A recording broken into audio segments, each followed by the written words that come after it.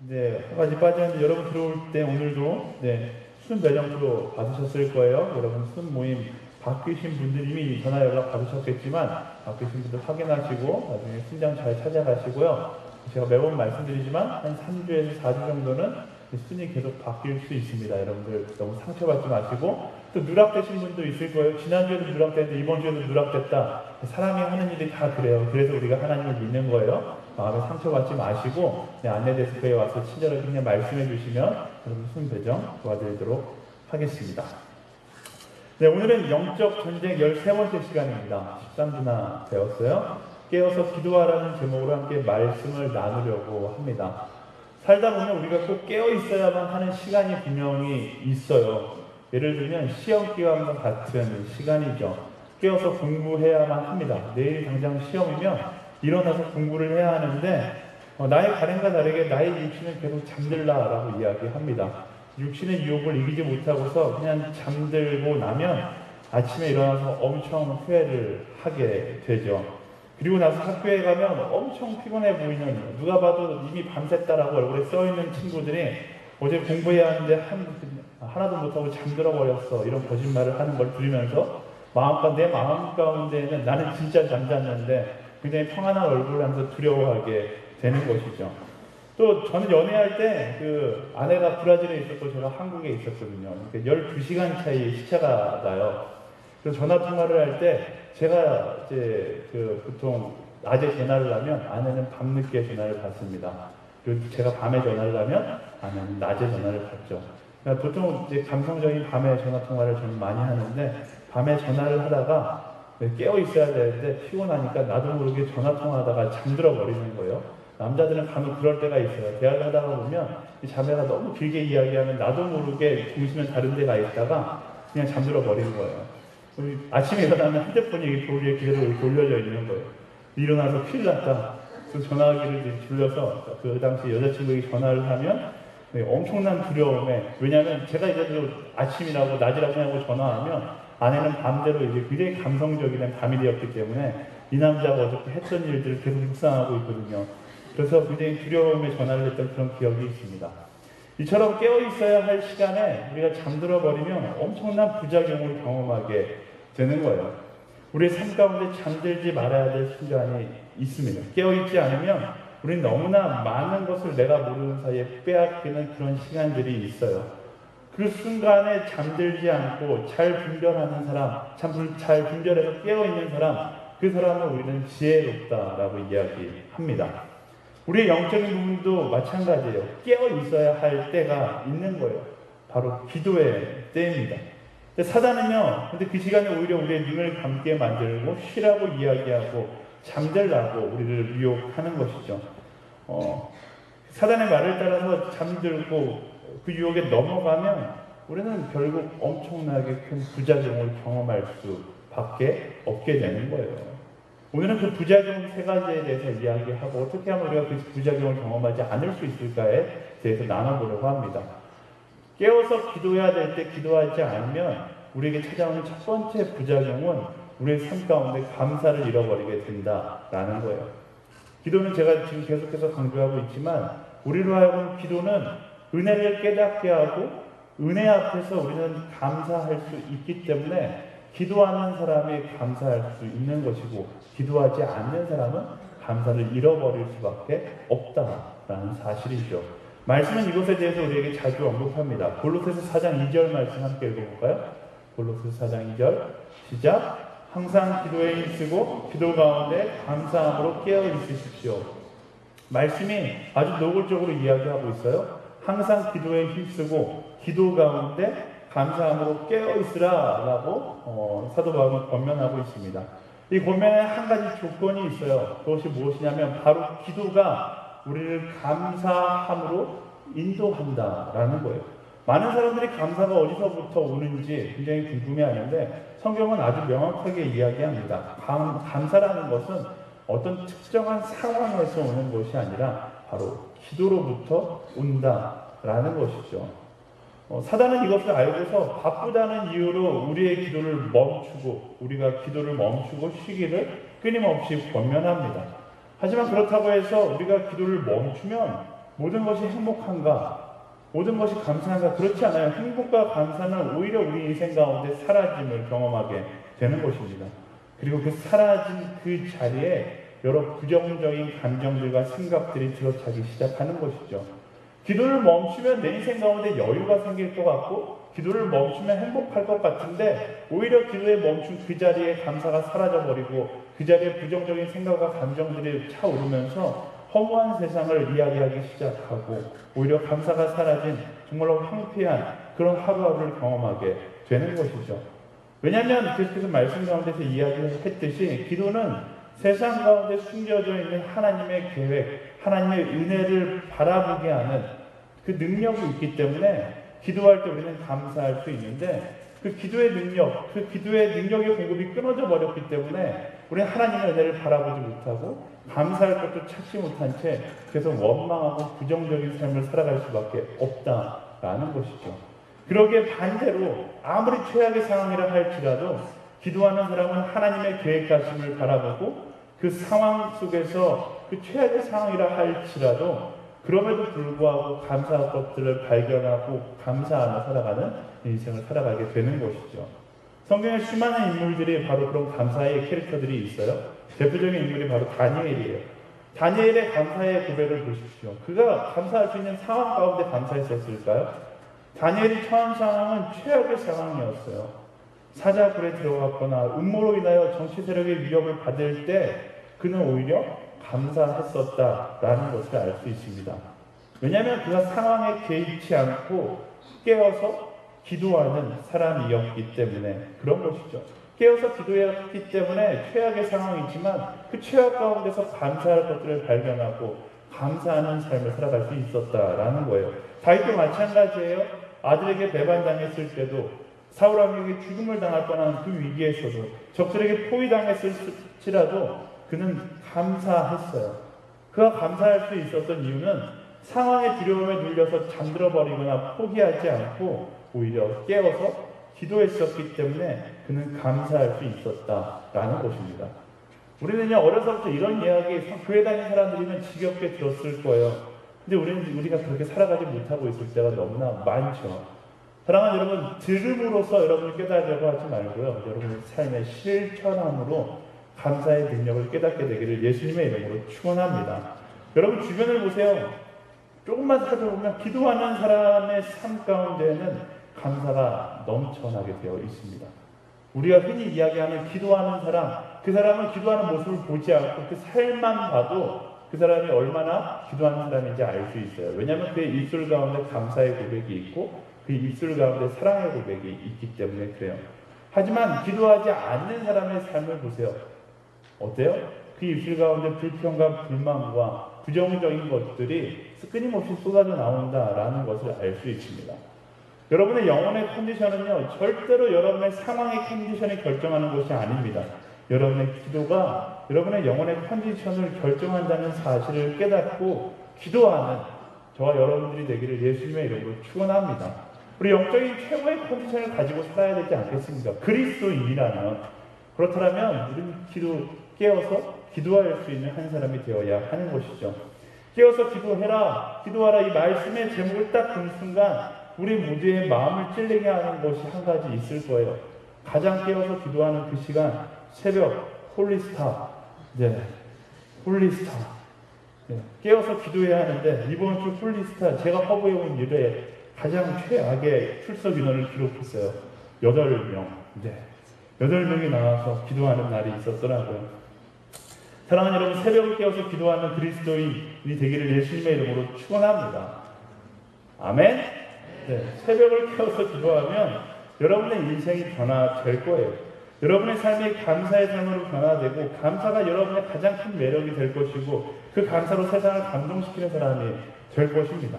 저는 여러분들이 홀리스타가 아니더라도 새벽을 깨워서 기도할 수 있는 사람들이 되기를 예수님의 이름으로 축원해요. 지금 몇 주째 계속해서 강조해서 이야기하지만 아침을 깨워서 기도하는 사람, 그 인생 가운데 감사가 보이기 시작하고 감사하는 인생이 여러분 인생의 가장 큰 매력으로 발산되기 시작할 거예요. 제가 이런 말하면 싫어할 수 있지만 연애를 잘하는 사람은 누구예요? 감사하는 사람이에요. 좋은 사람은 누구예요? 감사하는 사람이에요. 우리는 어떤 사람을 만나야 돼요?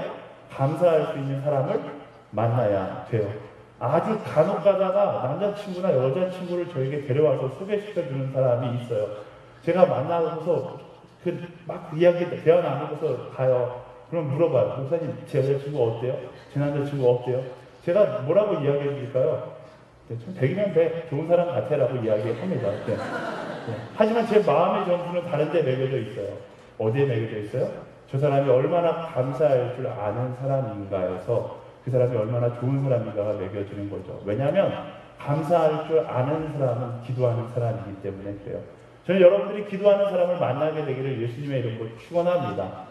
감사할 줄 아는 사람을 만나게 되기를 예수님의 이름으로 축원합니다. 하지만 더 중요한 것, 여러분이 먼저 기도하는 사람이 되고 여러분이 그렇게 감사하는 사람이 될 때 여러분들의 매력을 발견하는 하나님께서 예비하신 사람을 만나게 될 거예요.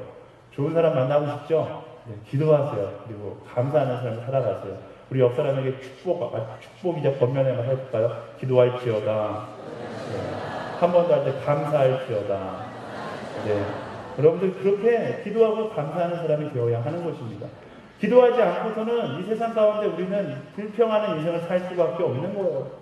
아무리 높은 다리에 올라가도 성공해도 감사가 아니라 끊임없이 불평하게 될 겁니다. 어떻게든 불평할 거리를 찾아내는 프로 불평러가 될 수밖에 없는 거예요. 프로 불평러, 감사는 내 인생 가운데 싹 잊어버리고 상대적 불평에만 집중하는 그런 인생이 된다라는 거예요. 저는 여러분들이 그런 인생이 되지 않고 되기를 정말로 간절히 권면하고 축원합니다.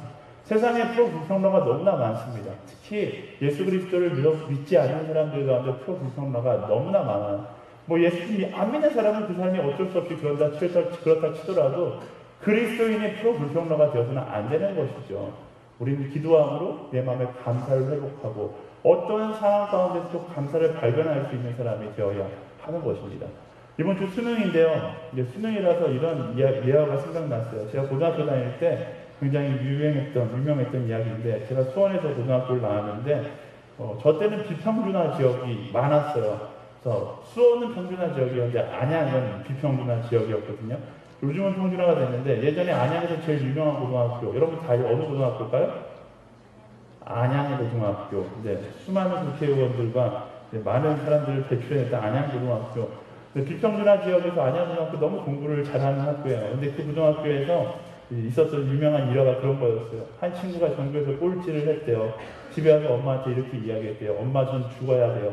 전교에서 꼴찌를 했어요. 이제 고작 연고대밖에 가지 못할 것 같아요. 이런 하소연을 엄마한테 했다는 이야기가 그 당시 굉장히 유명했어요. 저희 수원에서 고등학교 다닐 때 이 이야기를 듣고, 야, 그 친구 진짜 재수없다 라고 우리끼리 막 욕을 했던 그런 기억이 납니다. 그런데 기도하지 않는다라면, 여러분 스스로 모를 수 있는데 남들은 다 아는 그런 재수없는 인생이 될 수밖에 없다라는 사실, 제가 너무 세게 얘기하나요? 우리가 기도하지 않으면 세상이 아니라 여러분의 주변 사람은 다 알아요. 내가 얼마나 그만한 인생이, 내가 얼마나 불평러인지, 세상 말로 내가 얼마나 재수 없는 인생을 사는 것인지 세상 사람들은 다 알게 된다라는 것입니다. 사랑하는 여러분, 깨워서 기도하기를 바랍니다. 그래서 불평할 것보다 감사할 것으로 가득 채워진 하나님께서 만드신 오늘을 발견하고 그 안에서 감사하며 살아가는 저와 여러분들이 되기를 예수님의 이름으로 축원합니다. 불평으로 가득 찬 세상 가운데 감사를 고백하는 입술을 가지고 살아간다. 얼마나 멋지지 않습니까? 그리스도인은 그런 축복을 받은 존재들이에요. 그 축복을 축복으로 누릴 수 있게 되기를, 그렇게 감사를 이야기하며 깨어있는 그리스도인들이 되기를 예수님의 이름으로 축원합니다. 기도를 시간 낭비라고 생각하는 사람들도 있을 수 있습니다. 하지만 기도는 내가 할 수 있는 최고의 투자라는 사실을 명심해야 돼요.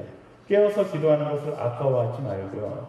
깨어서 기도하는 것을 내 인생의 가장 큰 자랑으로 여기며 살아가게 되기를 바랍니다.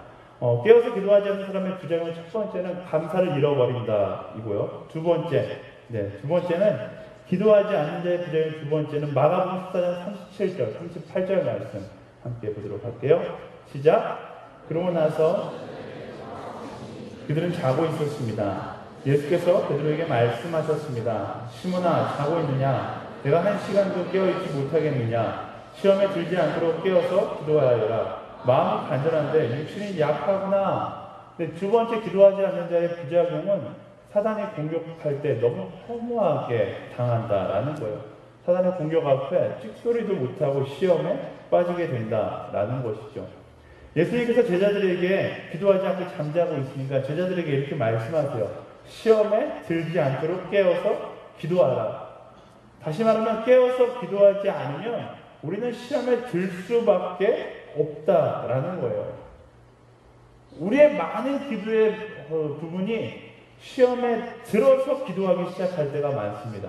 그렇죠. 내 앞에 어려운 일이 생겨서 기도할 때가 많고 내가 정말 낙담해서 기도할 때가 많아요. 시험에 들어서 기도하는 것도 너무나 중요해요. 하지만 시험에 들기 이전에 기도하는 것이 훨씬 더 중요하다는 사실을 우리는 알아야 합니다. 소 읽고 외양간 고치는 것 중요하죠. 다시 소 안 읽기 위해서 외양간 고쳐야죠. 하지만 그것보다 중요한 건 읽기 전에 외양간을 튼튼히 구축할 수 있는 사람이 되어야 한다라는 것입니다. 말씀 가운데 깨어서 기도하라고 이야기하는 것은 당하고 기도하는 것 이전에 당하기 전에 기도하는 사람이 되라라는 거예요. 너무나 당연한 이야기지만 우리는 당연하게 생각하지 못하고 있는 부분이기도 하죠. 사단은 호시탐탐 우리를 노리고 있습니다. 그러하게 우리는 더 깨어서 있어야 된다고 말씀은 아주 강력하게 이야기해요. 베드로전서 5장 8절 말씀 함께 읽어볼까요? 시작! 정신을 차리고 깨어 있으십시오. 여러분의 원수 마귀는 우는 사자처럼 두루다니며 삼킬 사람을 찾습니다. 아멘. 말씀을 그렇게 이야기하고 있어요. 정신을 차리고 깨어 있으라. 원수 마귀가 우는 사자처럼 두루다니며 삼킬 사람을 찾고 있다라는 것입니다. 여러분의 인생에 사단의 공격이 없고 사단이 던지는 시험이 없다라는 것은 사단이 물러갔다라는 것을 의미하는 것이 아니에요. 뭐예요? 더 큰 공격을 준비하고 있다라는 것이죠. 내 인생 가운데 시험이 없기 때문에 기도하지 않는 것이 아니라 더 큰 시험을 준비하고 있는 사단을 대비하여서 기도에 방어막을 세워나갈 수 있는 우리가 되어야 한다라는 거예요. 사자가 먹이를 공격하기 전에 선전포고하지 않습니다. 으르렁 거리면서 먹이를 향해 다가가지 않아요? 그러면 굶어 죽는 사자가 되는 거예요. 고요하게 숨어서 다가가는 거죠. 그리고 상대를 최대한 방심하게 만들고 그리고 그 동물을 공격하여서 마지막 순간 물어서 자신의 먹이로 삼습니다. 마찬가지로 우리는 오히려 고요할 때, 우리는 평안할 때 더 깨어서 기도함으로 사단의 공격으로 나를 지킬 수 있는 기도의 방어선을 구축해 놓을 수 있는 사람들이 되어야 한다라는 거예요. 많은 사람들이 시험이 찾아오면 그때 가서야 겨우겨우 기도합니다. 실패하면 기도하고 어려우면 기도합니다. 근데 말씀은 그렇게 기도하라고 말하기보다 미리 깨어서 기도하라고 우리에게 권면해요. 왜냐하면 기도하는 사람은 하나님 안에서 분별할 수 있는 지혜가 명확하게 서게 되거든요. 그 분별의 지혜를 가지고 내 삶 가운데 사단이 던지는 시험을 피해서 나아갈 수 있기 때문에 그래요. 나와 함께 하시는 하나님을 의식하는 삶을 살아가기 때문에 그 분별의 지혜를 가지고 흔들리지 않고 명확하게 그 십자가를 향해서 나아갈 수 있기 때문에 그래요. 하지만 기도하지 않으면 사단이 던지는 조그만 시험 앞에서도 우리는 흔들리게 됩니다. 고민하고 염려하고 걱정하고 그리고 합리화하게 되는 것이죠. 옳고 그름을 분별하지 못해서 혼란스럽게 살아가다가 어느 순간 나도 모르게 합리화해서 죄를 선택하게 되는 것이죠. 깨어서 기도하라. 이 말씀의 제목을 딱 봤을 때 첫 번째 홀리스타가 생각났고 두 번째 우리들의 이성관계가 생각이 났어요. 수많은 젊은이들이 성적으로 타락하며 살아가는 이 시대, 우리가 성적으로 타락하는 것이 옳으냐 옳지 않느냐 이것을 분별하지 못하는 것이 아니라 그냥 어느 순간 나도 모르게 마음을 빼앗기는 것이죠. 맨날 듣잖아요. 오빠 믿어. 오빠 손만 잡고 잘게. 이런 말 여러분 TV 보고 막 교회에서도 많이 이야기하고 서로 농담 삼아도 많이 하는데 막상 내가 경험할 때는 왠지 모르게 그 말이 진실처럼 엮여지고 진리처럼 여겨지는, 왜 우리는 뻔한 거짓말에 흔들리는가? 이유는 하나예요. 기도하지 않았기 때문에 그래요.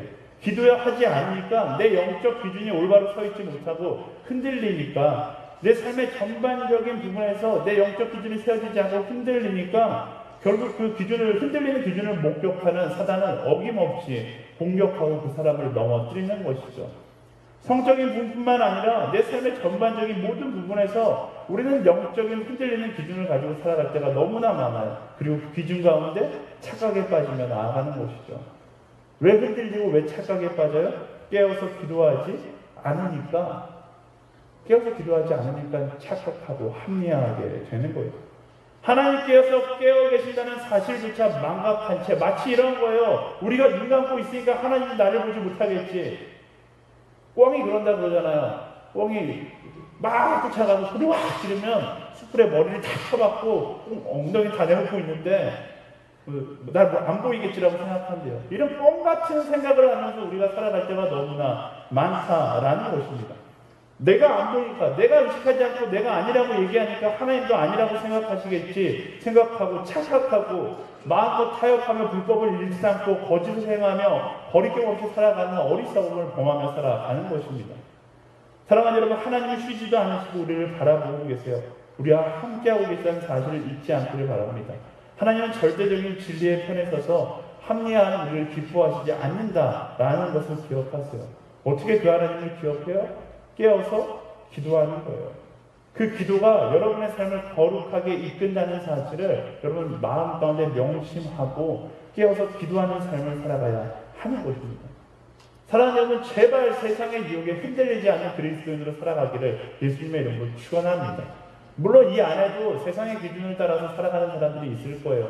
여러분, 제가 정죄하고 싶진 않아요. 하지만 하나님께서 그것을 기뻐하지 않는다는 사실을 기억하세요. 여러분들이 정결하고 거룩한 자의 자리에 서기를 원하신다는 사실, 그리고 가장 여러분들의 기쁜 소식은 하나님은 오늘도 여러분들이 돌아오기를 기다리고 계신다는 사실을 기억하고 기도함으로 그 진리의 편에 설 수 있는 저와 여러분들이 되기를 예수님의 이름으로 축원합니다. 우리는요, 세상이 흔든다고 해서 흔들리는 사람이 아니라 흔들리지 않고 흔들리는 세상을 올바로 만들어가야 되는 책임이 있는 사람이에요. 세상이 흔들리지 마세요. 옆 사람을 선포하겠습니다. 세상이 흔들리지 말지어다. 깨어서 기도함으로 흔들리는 세상을 올바로 세워가는 사람이 되어야 하는 거예요. 언제나 깨어서 기도함으로 오빠가 손만 잡고 잘게 이야기하면 그 오빠의 손을 잡고 뭐 하는 거예요? 교회 나와서 밤새 손잡고 기도하세요. 그게 우리 기독교인의 역할인 거예요. 세상에 속아 넘어가는 것이 아니라 거짓을 향해 가고 있는 사람의 손을 부여잡고 올바른 길이 무엇인지 설명해 줄 수 있는 사람이 되어야 한다라는 것입니다. 사랑하는 여러분, 사단의 시험이 가득한 이 세상 속에서 깨어서 전심으로 기도하는 우리 그리스도인, 우리 허브인들이 되기를 예수님의 이름으로 축원합니다. 기도가요, 여러분의 삶을 거룩으로 무장한다는 사실을 기억하세요. 여러분, 제가 강력하게 권면합니다. 기도하지 않는 자 연애도 하지 말지어다. 너무 강한가요? 그게 여러분에게 축복이에요. 기도하지 않고 연애하는 것은 어쩌면 여러분들 스스로 사단에게 내 인생을 통째로 내어주는 거예요. 사랑하는 여러분, 진지하게 생각하기 바랍니다. 기도하지 않고 나의 영적인 줏대도 없이 세상에 나를 맡긴다? 나 죄짓는 인생을 살겠다라고 하나님 앞에 선전포고하고 나가는 거랑 똑같은 거예요. 여러분, 웃는 이야기로 들을지 모르지만 기도하지 않는 사람, 연애하지 않는 게 하나님께서 더 기뻐하실 거예요. 기도하는 한 사람이 되기를 예수님의 이름으로 축원합니다. 남자친구 옆에 있으면, 여자친구 옆에 있으면 선포해 주세요. 기도할지어다. 이렇게 선포해 주세요. 네. 기도하는 사람으로 살아가게 되기를 바랍니다. 디모데전 4장 5절 말씀이 이렇게 이야기해요. 그것은 하나님의 말씀과 기도로 거룩해진다. 우리를 거룩해 하는 건 말씀과 기도예요. 먼저 깨어 기도함으로 사단의 시험을 대비한 거룩한 영적 방어선을 구축함으로 여러분의 거룩을 지켜나갈 수 있게 되기를 예수님의 이름으로 축원합니다. 교만하지 마세요. 나는 아니다. 나는 괜찮다. 아니요. 기도하지 않는 모두가 다 무너지게 되어 있어요. 우리 TV에다 엄청나게 많은 목회자들의 타락을 봅니다. 이 목회자들이 처음부터 타락했을까요? 아니요. 기도하지 않았기 때문에 타락한 거예요. 앞에 서 있는 저도 마찬가지예요. 기도하지 않는 목회자가 된다면 저도 타락한 목회자가 될 수밖에 없을 거예요. 여러분, 순장도 마찬가지고 MC도 다락방장도 어떤 타이틀을 가진 사람도 지구상에 두 발을 쥐고 있는 인간이라면 기도하지 않는 자는 교만할 수밖에 없고, 기도하지 않는 자는 타락할 수밖에 없고, 기도하지 않는 자는 세상에 흔들릴 수밖에 없다라는 사실을 기억하고 기도하는 인생을 살아가게 되기를 예수님의 이름으로 축원합니다. 아멘? 아멘? 우리 옆 사람에게 아주 강력하게 선포하겠습니다. 제발 기도할지어다. 아멘. 깨어 기도하지 않으면 우리의 신앙은 흔들릴 수밖에 없는 거예요. 깨어서 기도하는 건 그리스도인의 선택이 아니라 필연적이고 필수적인 것입니다. 깨어 기도하지 않는 사람의 부작용, 감사를 잃어버리게 되고 사단의 공격에 맥없이 당하고 마는 거예요. 자, 세 번째 부작용을 보겠습니다. 세 번째 부작용은요, 기도하지 않으면 이기적인 사람이 된다라는 것이죠. 너무나 당연한 이치예요. 깨어서 기도하지 않으면 우리는 욕심에 취해서 오직 내 아픔, 내 슬픔, 내 고통에만 집중하며 살아갑니다. 그러다 보니까 오직 나를 위해서 살아가야 할 뿐인 거예요. 그래서 이기적인 사람이 되는 것이죠. 세상 가운데 마치 사랑을 이야기하고 평화를 이야기하는 사람들 많은 것 같아요. 하지만 보여주는 것과 다르게 정작 내면에 자기를 향한 이기심으로 가득 채워져 있었던 모습들, 우리 요즘 뉴스를 통해서 많이 보잖아요. 정말로 훌륭한 사람이라고 생각했는데 알고 보니까 그 훌륭한 모든 것들 하나하나가 가식이었고 오히려 그 가식으로 나의 욕심을 채우고 있었던 것들, TV뿐만 아니라 우리 주변에서도 많이 발견됩니다. 어제까지 믿었던 사람인데 오늘 보니까 자신의 욕심을 채우기 위해서 나를 이용하고 있었던 것들, 그런 사람들 보면서 배신감을 느끼는 것이 특별한 것이 아니라 일상이 되어버린 그런 시대 가운데 우리는 살고 있는 거예요. 그런 이 시대는요, 정말 깨어서 기도하는 사람들을 필요로 하고 있습니다. 왜냐하면 깨어 기도하는 사람은 하나님의 사랑의 마음을 따라 살아가기 때문에 그래요. 세상이 말하는 선과 말씀이 이야기하는 선은 달라요. 세상이 말하는 선은 결국 어떻게 보면 자신의 유익함을 위해서, 나를 위해서 선을 행하는 것이지만 말씀이 이야기하는 선은 하나님 나라를 위해서, 우리 죽음 위에 그 소망의 나라를 위해서 우리가 베푸는 선이기 때문에 그런 것이죠. 기도의 선지자 느헤미야의 모습을 통해서 우리는 깨어 기도하는 자의 모습을 발견할 수 있습니다. 느헤미야, 그는 왕의 술따르는 관원장이었어요.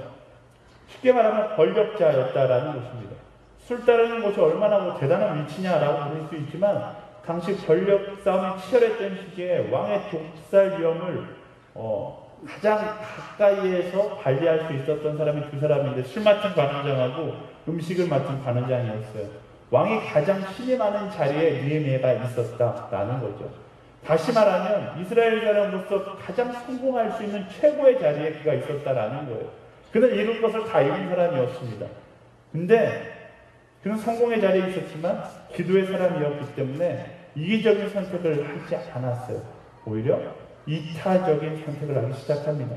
성공에 집착하지 않았어요. 그가 바라는 건 성공보다 더 중요한 것이 있었어요. 느헤미야 1장 3절과 4절 말씀 함께 읽어볼까요?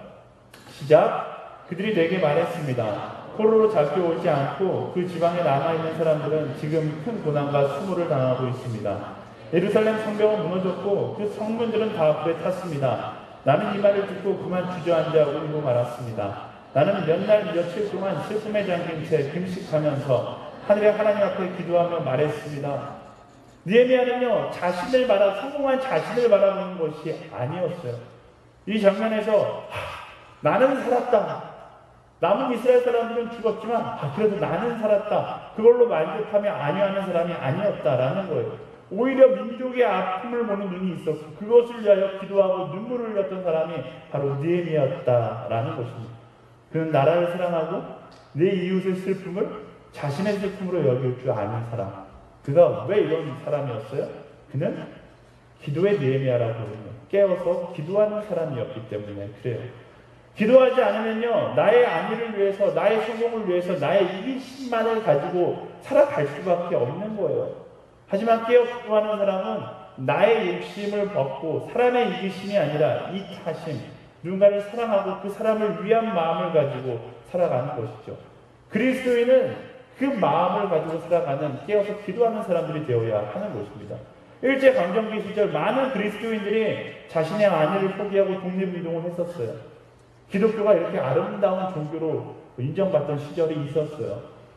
독립운동가들의 거의 대부분이 크리스천으로 구성되어 있던 그 시절, 왜 이런 일들이 일어났을까요? 왜 기독교가 이 독립운동의 선봉에 서 있었을까? 그들의 이기심을 버리고 조국을 향한 이타심, 사랑하는 마음을 가졌기에 그들이 할 수 있었는데 그 마음이 어디서부터 나왔는가? 그들이 깨어서 기도하는 사람이었기 때문에 자신의 생명보다 조국의 아픔을 더 중요하게 여겼고 내 이웃의 슬픔과 탄압받는 우리 민족들의 아픔을 더 중요하게 여겼다라는 것입니다. 제가 말씀을 준비하면서 일제강점기 시절의 자료들을 막 찾아보는데 막 가슴이 아픈 거예요. 한국교회가 이 모습을, 이 열정을 회복해야 하는데 우리는 어떻게 보면 아직도 나의 아니, 교회의 아니, 기독교의 아니, 이것만을 생각하면서 이 열정을 잊어버린 채 살아가고 있는 거예요. 지금 이 시대 가운데 필요한 건 뭐예요? 열방을 사랑하고 그 사랑의 방향을 따라 살아가는 이 시대의 영적인 독립투사들이 필요하다라는 것입니다. 사랑하는 여러분, 여러분은 지금 무엇을 보고 있습니까? 어려운 내 현실을 보고 있습니까? 아니면 상대의 아픔을 보고 세상을 향한 상처를 보고 슬픔을 바라보고 있습니까? 어쩌면 그것이 여러분의 영적 상태를 알려주는 지표일 수 있습니다. 깨어서 기도해야 할 시기에 우리는 살고 있어요. 근데 모두가 다 이기심에 충만하여 자기를 위해 살아간다라면 적어도 우리만큼은 느헤미야와 같이 열방을 위하여 기도할 수 있는, 깨어서 기도할 수 있는 우리가 되어야 하지 않을까요? 제가 오늘의 교회를 사랑하는 이유가 있습니다. 선교사가 되기 위해서 오늘의 교회를 왔지만 오늘의 교회를 사랑하는 이유, 교회의 현실보다 선교에 집중하는 교회라는 사실이에요. 여러분들 오늘의 교회에서 잘 알지 못하는 사람들, 오늘의 교회 비전이 한 가지 있다면 바로 열방 복음화예요. 2,000명의 선교사, 10,000명의 평신도 선교사를 열방에 파송하기 위해서 몸부림치는 교회가 바로 오늘의 교회입니다. 제 정확한 수치는 없어서 잘 모르겠지만 인류 역사상 가장 많은 선교사를 파송하고 후원하고 있는 교회가 오늘의 교회가 아닐까 싶어요.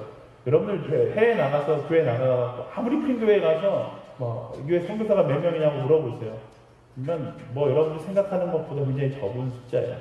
그 사람들이 물어보겠죠. 저는 제가 항상 자랑스럽게 자랑하는 게 있어요. 오늘의 교회 교인의 선교수를 자랑하기보다 교회 외국 나가서 다른 목사님들 만나면 제가 항상 자랑하는 게 우리 교회는 1,000명의 선교사, 2,000명의 선교사를 파송하기 위해서 노력하고 현재 2,000명이 넘는 선교사를 계속해서 후원하고 있습니다.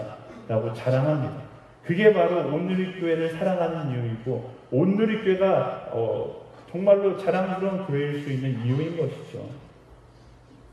그럼에도 불구하고 멈추지 않고 우리는 선교에 대한 열정을 끊임없이 품고 나아가요. 만약 오늘의 교회가 선교의 열정을 잃어버린다면 그것은 선교의 열정이 신 것을 넘어 기도가 멈췄다라는 것을 이야기하는 거고, 기도가 멈췄다라는 것은 그 교회는 죽은 교회가 되었다라는 거예요. 허브대학교도 마찬가지입니다. 저는 허브대학교가 자랑스러워요. 어떤 공동체보다 선교에 대한 열정이 있고 이웃사랑에 대한 열정이 있는 공동체이기 때문에 자랑스러워요. 우리가 가진 1년 예산은 턱없이 부족하고, 우리가 가진 1년 예산은 여러분들 이 정도 우리 700명이 함께 살기에는 너무나 부족한 예산을 가지고 나아갑니다. 목회자가 여러분들에게 줄 수 있는 것도 별로 없지만 그럼에도 불구하고 끊임없이 열방을 향하여 낮은 곳을 향하여 나아가는 공동체라는 사실만은 변함없어요. 우리가 열방을 향하여 나아가자 아울리치 하면 이 700명 가운데 3분의 2가 아울리치에 동참하고, 우리가 정말로 어려운 이웃을 도우러 나아가자 하면 너나 할 거 없이 다 나와서 추운 겨울에 어려운 이웃을 향하여 나아가는 공동체, 우리가 이런 공동체가 될 수 있다는 것은 우린 여전히 기도하고 있는 공동체라는 거예요. 하지만 우리 안에 선교의 열정이 사라지고 낮은 곳을 향한 그 방향성을 잃어버리고 끊임없이 왜 내게 더 주지 않느냐 그것을 불평하며 살아간다면 그것은 기도가 멈춘 공동체라는 것이고, 기도가 멈춘 공동체라는 것은 결국 죽은 공동체가 되었다라는 것입니다. 공동체뿐만 아니라 그리고 여러분 개인도 마찬가지예요. 여러분 한 사람 한 사람의 선교의 열정을 잃어버렸다라면, 낮은 곳을 향해서 방향성을 잃어버렸다라면, 그저 여러분의 하루하루가 성공으로 가득 채워져 있고 하루하루가 어떻게 하면 더 높아질까로 가득 채워져 있다라면 여러분의 기도는 멈췄다라는 것이고, 기도가 멈췄다라는 것은 여러분 모양뿐인 그리스도인이 되었다라는 것을 이야기합니다. 나는 불편하게 예배하고 더 많이 받지 못한다 할지라도 열방을 향한 부르신 그곳을 향한 열정이 멈추지 않는 한 사람, 기도 하나 하는 사람으로 우리가 살아가야 하는 거예요. 허브대학교 미안해요. 좋은 시설 다른 교보다는 좋지만 여러분들이 생각하는 것보다 좋은 시설, 좋은 대우 많이 못 해줘요. 많은 선물도 못 주고요. 우리 예산이 너무 적어요. 하지만 그럼에도 불구하고 우리가 자랑할 수 있는 가장 큰 자랑은 우리는 기도하는 사람이고 깨어서 기도하는 공동체이고, 그러기에 나의 욕심을 채우기 위해서 이 자리에 모여있는 것이 아니라 열방을 향한 하나님의 계획을 위해서 우리가 나아가기 위해 이 자리에 모여있다라는 것입니다. 깨어서 기도함으로 열방을 향한 선교의 열정을 품는 저와 여러분들이 되기를 예수님의 이름으로 축원합니다. 사랑하는 여러분, 깨어서 기도한다는 것은요, 세상의 방법으로 돌아가고 있는데 하나님의 사랑으로 다시 세상을 똑바로 돌리는 발전기가 가동된다는 것과 마찬가지예요. 우리가 깨어서 기도하지 않으면 세상은 세상의 방법대로 죄와 이기심을 향하여서 그것을 양산해내는 세상의 발전기가 돌아가기 시작하는 거예요. 하지만 우리는 그것과 맞서 싸워서 기도함으로 그 세상의 발전기를 거꾸로 돌리며 하나님께서 계획하셨던 사랑과 공의와 정의가 세상을 다스리도록 정말로 서로서로 향한 그 마음이 세상 가운데 퍼져나가도록 하나님의 방법으로 세상이 통치되도록 우리가 깨어서 기도해야 한다라는 것입니다. 깨어서 기도함으로 죄를 양산해내는 세상 가운데 사랑을 만들어내는 오늘 하루를 만들고, 사랑을 만드는 나은 사람이 되고, 사랑을 만드는 공동체를 만들어가고, 사랑을 만드는 교회를 읽어갈 수 있는 그런 한 사람이 되는 것, 하나님 나라의 기적을 써내려가는 주인공, 바로 저와 여러분들이 되기를 예수님의 이름으로 축원합니다. 말씀을 정리하겠습니다. 말씀 우리에게 이야기해요. 깨어서 기도하라. 너무나 당연한 이야기지만 너무나 중요한 이야기고, 우리가 당연히 따라 살아가야 되는 이야기지만 살아가지 못하고 있는 이야기예요. 사랑하는 여러분, 일주일 동안 깨어서 기도하기 위해 노력하십시오. 깨어서 기도하지 않으면 우리는 감사를 발견하지 못한 채 불평하는 인생을 살아갈 것입니다. 여러분의 삶 가운데 불평이 있다면 이유는 간단해요. 다른 게 있지 않아요. 여러분의 부모가 못나서, 여러분이 가진 것이 없어서, 아니요, 깨어서 기도하지 않았기 때문에 불평하게 되어 있어요. 깨어서 기도하지 않으면 사단의 시험 앞에서 소리 소문 없이 당할 수밖에 없는 거예요. 왜 그렇게 낙담합니까? 왜 그렇게 자책하고 왜 그렇게 좌절합니까? 깨어서 기도하지 않기 때문에 그런 것이죠. 깨어서 기도하지 않으면 이기적인 삶을 위해 최선을 다하는, 죄악을 위해 최선을 다하는 거꾸로 사는 인생이 될 뿐입니다.